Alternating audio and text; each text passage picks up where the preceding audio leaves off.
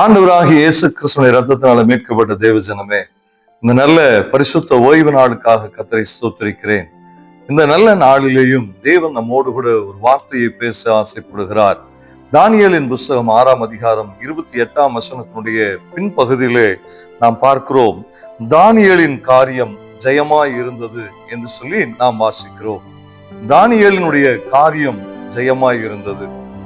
தானியேல் கையிட்டு செய்த எல்லாவற்றிலேயும், அவன் பெற்றுக்கொண்ட தரிசனங்களிலேயும், ராஜாவினுடைய காரியங்களிலேயும், இன்னும் அவன் சாப்பிடுகிற சாப்பாட்டிலிருந்து எல்லாவற்றிலேயும் தானியேலுடைய காரியம் ஜெயமாயிருந்தது.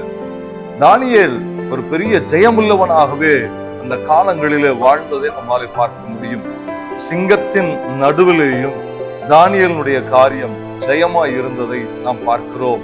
ராஜாவுக்கு நடுவிலேயும் தானியேலுடைய காரியம் ஜெயமாய் இருந்ததை நம்ம பார்க்கிறோம். அதற்கு காரணம் என்ன அப்படின்னு சொல்லி நம்ம பார்ப்போமே ஆனால், தானியேலுடைய காரியம் ஜெயமாய் இருந்ததற்கு காரணம், தானியேல் அறிந்திருந்த, ஆராதித்த தெய்வம் யார் என்பதை தானியேல் அறிந்திருந்தார். இயேசு கிறிஸ்து என்கிற நல்ல நாமத்தை, யெகோவா என்கிற தேவனுடைய நல்ல நாமத்தை தானியேல் அறிந்திருந்தார். தானியேலுடைய காரியம் ஜெயமாய் மாத்திரமல்ல, தானியேலை கர்த்தர் அந்த பட்டணத்திலே, ராஜாங்கத்திலேயே கர்த்தர் உயர்த்தி வைத்தார். காரணம் ஒன்றே ஒன்றுதான், அவன் ஆராதித்த தெய்வம் யார் என்பதை அறிந்திருந்தார். இன்றைக்கு நம்முடைய வாழ்க்கையிலையும் நாம் ஆராதிக்கிற தேவன் யார் என்பதை நாம் அறிந்திருப்போமே ஆனால், நிச்சயமாகவே நம்முடைய காரியங்கள் எல்லாம் ஜெயமாய் இருக்கும். நாம் பட்டணத்திலே, தேசத்திலே, நாம் வசிக்கிற இடங்களிலே கர்த்தர் நம்முடைய தலையை உயர்த்தி வைத்து அழகு பார்க்கிற நல்ல தெய்வமாய் இருக்கிறார். இன்றைக்கு என்னோடு கூட இந்த வார்த்தையை தியானிக்கிற தேவ ஜனமே, நம்முடைய வாழ்க்கையில தோல்விகள் வருகிறதுக்கு காரணம் என்ன? நம்முடைய வாழ்க்கையில இடர்கள் வருகிறதுக்கு காரணம் என்ன? அநேக நேரங்களிலே நாம் ஆராதிக்கிற தேவனுடைய நாமம் என்ன என்பதை நாம் அறியாததுனாலதான் நம்முடைய வாழ்க்கையில தோல்விகளும் நஷ்டங்களும் இழப்புகளுமாய். ஏனென்றால், நான் விசுவாசிக்கிற என் இயேசு கிறிஸ்து சகலவற்றையும் வெற்றி சிறந்தார். எல்லாவற்றையும் வெற்றி சிறந்த தேவன் நம்முடைய ஆண்டவராகிய இயேசு கிறிஸ்து. அவர் வெற்றி சிறந்திருக்கிறார் என்றால், அவருடைய பிள்ளைகளாய் நம்மை மாற்றி இருக்கிறார், சுதந்திரவாளிகளாய் நம்மை மாற்றி இருக்கிறார்.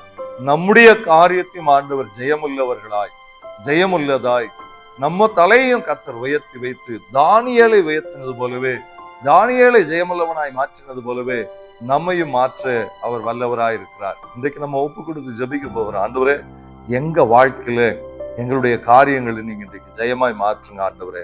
அநேக நேரங்களில் தோல்விகளை நாங்க கண்டிருக்கிறோம், அநேக நேரங்களில நாங்க இடர்களை நாங்க பார்த்திருக்கிறோம். இன்னைக்கு எங்க வாழ்க்கையில எல்லா இடர்களையும் கர்த்தர் மாற்றி எங்க காரியங்களை எல்லாம் ஜெயமாய் மாற்றி தாங்கப்பான்னு சொல்லி ஜெபிக்கும் போது, நிச்சயமாகவே நம்முடைய காரியங்களை ஜெயமாக்க அவர் வல்லவராயிருப்பார். ஜெபிப்போமா? நல்ல தகப்பனே, இயேசு கிறிஸ்து என்கிற நல்ல நாமத்தை நாங்க நோக்கி பார்க்கிறோம்ப்பா. நம்முடைய நாமத்தை அறிந்த போது உயர்த்தி வைத்த தெய்வன் அல்லவா?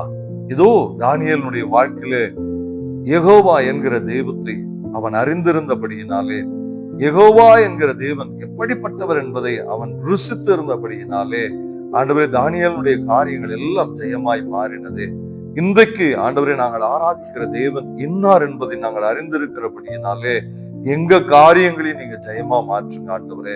கையிட்டு செய்கிற வேலைகள், பிரயாசங்கள், பிரயாணங்கள், இன்னும் ஆண்டவரே எதிர்காலங்கள் எல்லாவற்றிலையும் ஒரு பெரிய ஜெயத்தை காண கர்த்தர் கிருபை செய்யுங்க. உங்களுடைய திருக்கரத்துல எங்களை நாங்கள் அர்ப்பணிக்கிறோம், பொறுப்பெடுத்துங்க.